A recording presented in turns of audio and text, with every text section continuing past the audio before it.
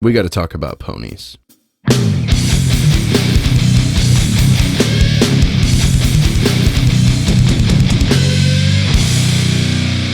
My Little Pony Tales was my first exposure to the franchise, and I only watched it because I grew up with 5 sisters. If I wanted to be included in all the reindeer games, as they say, then I was playing with Barbies, hosting tea parties, and watching My Little Pony. As time went on, I continued to consume My Little Pony content as a source of nostalgia. This includes The Princess Promenade, A Very Minty Christmas, and whatever the fuck this shit is. When Friendship is Magic rolled around, it stood out as very different from all the other kids' shows, and it put My Little Pony on par with some primetime television shows. Throughout the series, there were character arcs that took multiple episodes to conclude. This was not a typical kids' TV show like Paw Patrol or PJ Masks. With those shows, you can pick it up at any point in the series and nothing is gained from seeing any of the previous episodes. Everything gets reset in the end, and the next episode starts independently of any actions that took place before.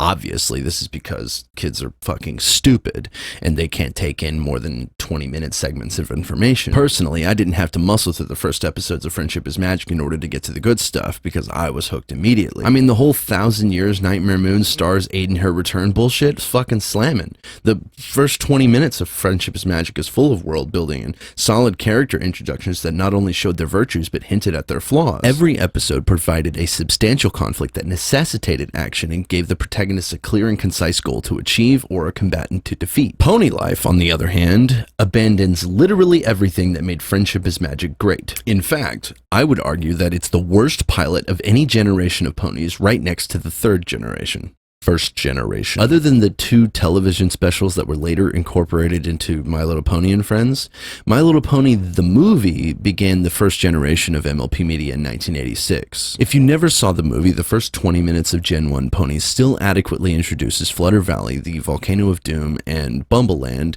to build the world of Dream Valley, including the factions of witches, bees, ponies, and bush woolies as interlocutors for control of Flutter Valley. Within the first few minutes, we have a goal, we have a protagonist faction, and an antagonist faction. They show the means to achieve their goals, like the viewing pool and the Sunstone, how the world works, which explains why the Sunstone is the MacGuffin that the factions are fighting over, and the setting is alive with creatures and forces who are neutral, evil, and good, which the factions encounter during their travels. They also sing songs and shit. The problem with the first generation is that the ponies are arguably not the main characters. The focus is mostly on Hydia, Rika, and Draggle for the first 10 episodes. The ponies represent a collective protagonist, and none of them have any real defining qualities. Even Megan and her siblings were just the good guys, and then Hydia and her daughters were just like the bad guys for no real reason at all. The story is driven completely by the environment and the interactions between warring factions. Personally, I like character-driven stories better. Just as a little side note, the magic that unicorns use to teleport is called winking. We can't wink through stuff like this net, you know? And let's just say, if you know, then you know. And it's fucking hilarious. Second generation. So Gen 1 MLP TV wrapped in 1987, and 5 years later, we got the second generation of My Little Pony television in a single 1992 season of My Little Pony Tales. I watched the fuck out of this show. Oh my fucking god. So, all the ponies are Earth ponies, right? There is no magic in this pony land, and they live in an environment with like 90s technology and shit. The first episode introduces all the main characters in a slumber party. In a stroke of genius, they tell a fantasy story to explicate that the previous generation was much different from this one. They are going to be more of a slice of life, character-driven show, and they introduce the main 7, or the core 7, Starlight, Sweetheart, Melody, Bright Eyes, Patch, Clover, and Bonbon, and we get a general gist of how the characters interact with one another. The second episode, all within 20 minutes, so it's not cheating, establishes that this world is the same as our own, and Bonbon is a fucking attention whore and lies to get the attention of her parents and siblings. Over the course of the episode, she develops as a character because she learns that being helpful for attention is better than being a lying sack of shit. She has a need, attention, and she learns to meet that need in a positive way. The charm of this show is that the antagonists of the episode are often one of the core 7 caught fucking up, and they have to learn to stop, fucking up. The problem with second-gen ponies is that there's nothing interesting about the environment. There is too much focus on characters, and they do away completely with any element of fantasy. They're simply ponies who occupy a normal human world, and you may not know this, but I live in the regular human world, and pre-2020 shit is fucking boring, TBH. Third generation. Third-gen ponies came in 2003 in a series of straight-to-DVD movies, the first of which was A Charming Birthday. It introduces Minty, who is the best, most precious pony of all time, and the conflict is that Kimono is like smart as shit. The ponies want to surprise Kimono for her birthday, but no pony can get their shit together long enough to keep her gifts and party under wraps in order to surprise her. My issues with the third gen is similar to my issues with the second. The environment is fucking boring as shit, and the entire story is driven by one-dimensional characters that are more or less only differentiated by a quality in their speech, and like their favorite color or something. While we have a conflict that the protagonists are seeking to resolve, there is no real antagonist. This is an overarching theme of third gen, in that the conflict is simply situational, and the entire thing is really boring as fuck. Minty, though. Oh my fucking god, I love her a lot. She is so worth watching third gen. A Very Minty Christmas, highly recommended for sure. Now, we're not even going to get into Gen 3.5 because Twinkle Wish Adventure and Winter Wishes Festival is exactly the same saccharine fucking garbage as Gen 3. Fourth generation. So now we're at Friendship is Magic. Yes! We are immediately introduced to the world's backstory, the episode's MacGuffin, the elements of harmony, and the source of the main conflict as well as the antagonist. I don't think it's really necessary to explain to this audience that the events of the episode spur Twilight to grow as a pony and realize that interpersonal relationships are the mechanism with which achieving your goals is best operated.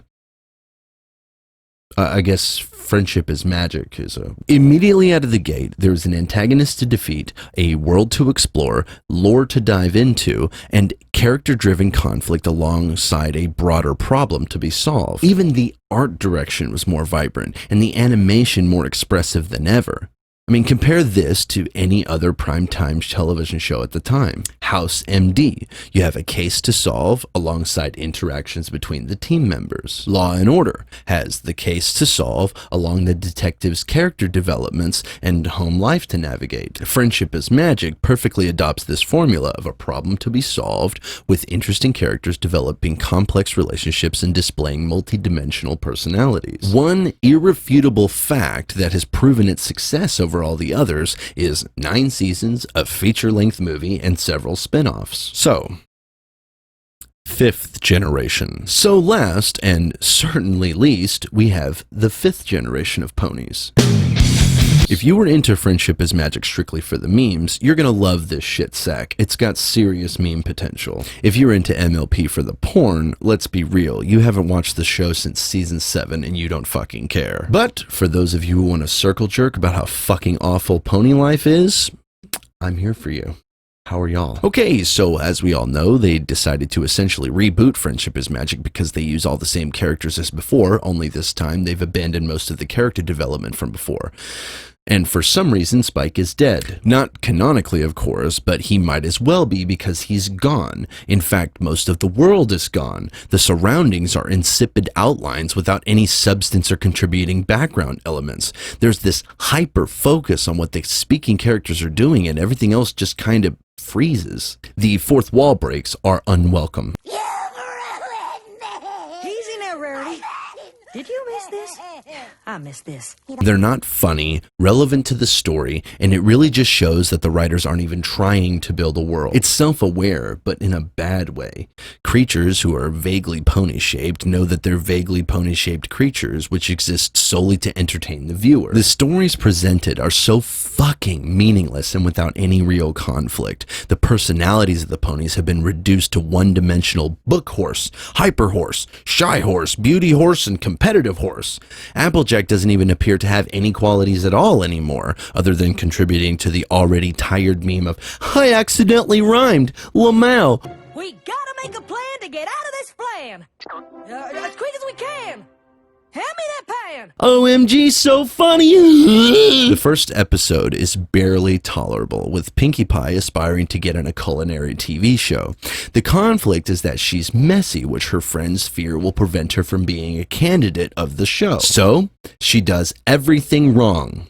And Princess Celestia accepts Pinkie anyway because she made a good cake. So in the end, nothing was gained, nothing was learned, and all the characters are reset to their default positions just like in any other kids show. The second episode is immeasurably worse. The premise is stupid, and just like in the first episode, the characters openly acknowledge that the entire foundation of the conflict is both nonsense and uninteresting.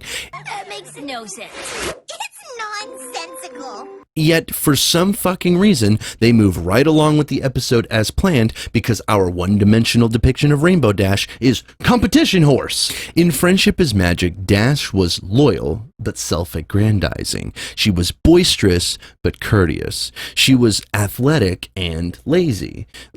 Every quality about her was affected by an equal but opposite trait, kind of like real people. This was the multi-dimensional depth to the personalities that made FIM characters so fun to engage with.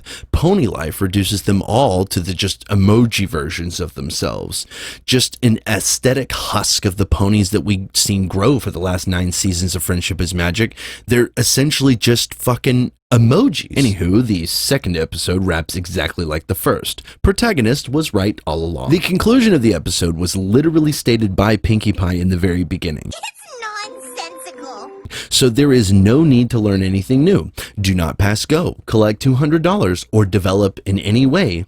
Every pony back to your places and be ready to begin the next episode. All of the interactions are simply uninspired attempts at comedy in a vacuous world with flat characters engaging in conflict that is anemic at best and devoid of the dramatic timing that is conducive to meaningful character development. No, seriously, it's fucking bad. I think it's hilarious that they call it Pony Life, despite this show being the same lifeless corporate buy our fucking toys nonsense that was created in Gen 3. And you know what? Gen 3 is marginally better because at least they didn't use the same characters and essentially retcon literally everything about the previous generation of MLP media. I mean, it's just such fucking trash. Like, we saw their entire arcs. Princess Twilight grew into a princess-looking tall horse, and her friends got old, and then Spike is hot as fuck, and Pony Life is pulling its diseased pencil dick out and just cumming hot aids all over Friendship is Magic while completely ignoring any amount of consistency that they could possibly have.